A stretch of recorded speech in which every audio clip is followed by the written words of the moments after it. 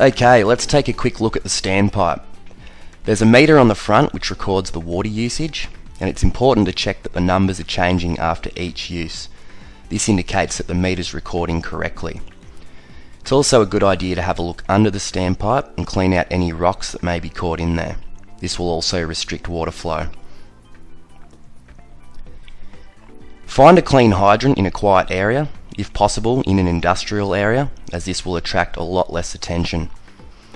Hydrants are usually marked with a blue reflector in the middle of the road, like that. And then up further, there's a painted yellow arrow and a painted yellow H sign. And if you keep following that, you'll come across the hydrant. Check that the hydrant is clean before you begin to set up for your fill. There's nothing worse than starting to set up and then realising the hydrant's too dirty. As you can see, this hydrant's fairly clean because it's a very new hydrant.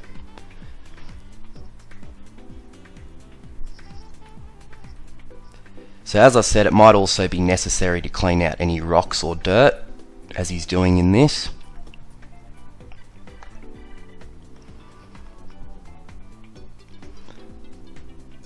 Yep, so that's nice and clean, ready to go.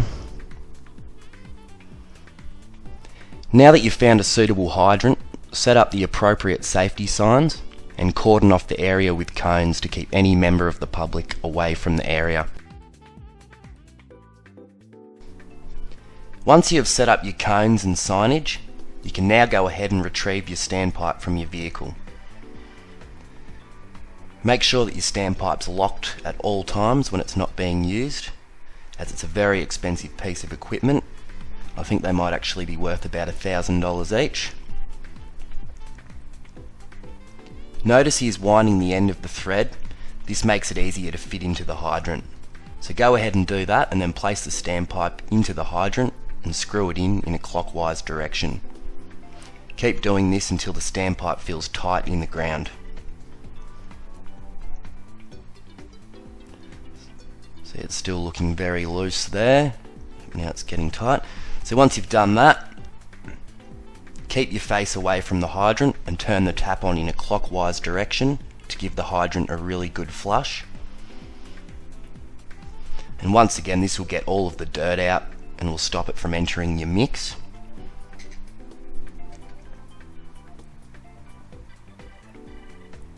Just giving it another flush there just to be safe.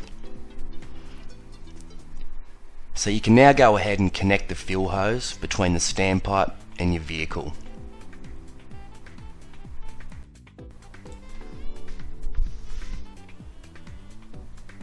So in this case, he's connecting it to the standpipe first, and then he's going to go ahead and get the other end of the hose and connect it to the tank on his vehicle.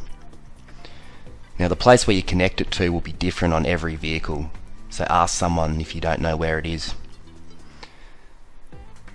You can then go ahead and remove the lid from your tank or your tanks if your vehicle has more than one, and then you want to go ahead and put your PPE equipment on. Now if you haven't learnt about PPE yet, make sure you watch our PPE video. So he's got his respirator, his hat, and his chemical mixing gloves, which will stop any concentrated chemical getting on his hands. So now that he's done that, he can turn on the standpipe by turning the tap on in a clockwise direction.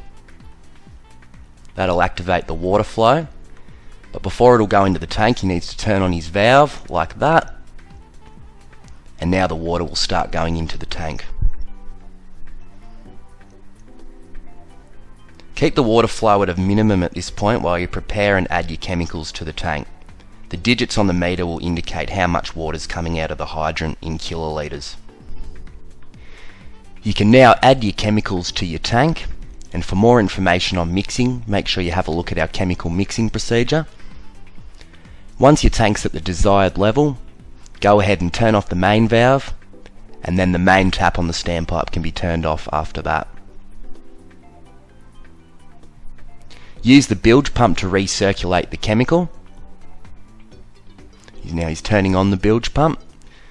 And as you can see, the chemical's coming back through. And you can also mix the chemical up by putting the lid back on the tank and connecting up the hose reel. So he's connecting that up now. Then he's going to flick the switch and turn on the electric pump. There we go.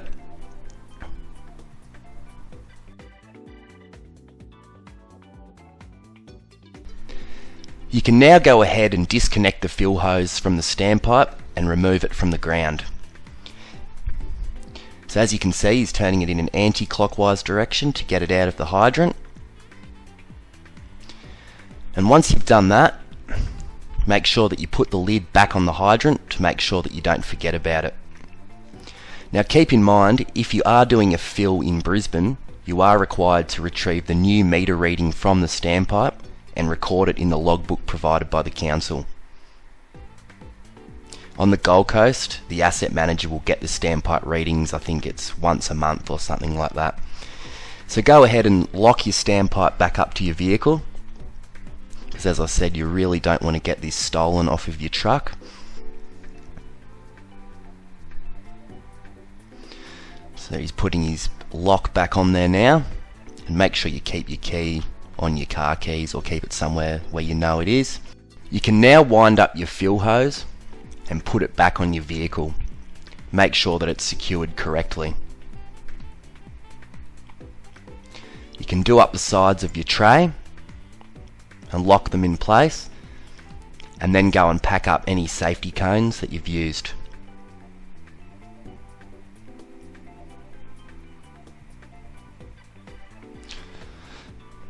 And make sure that they're nice and secure back on your vehicle. Pack up your safety signs.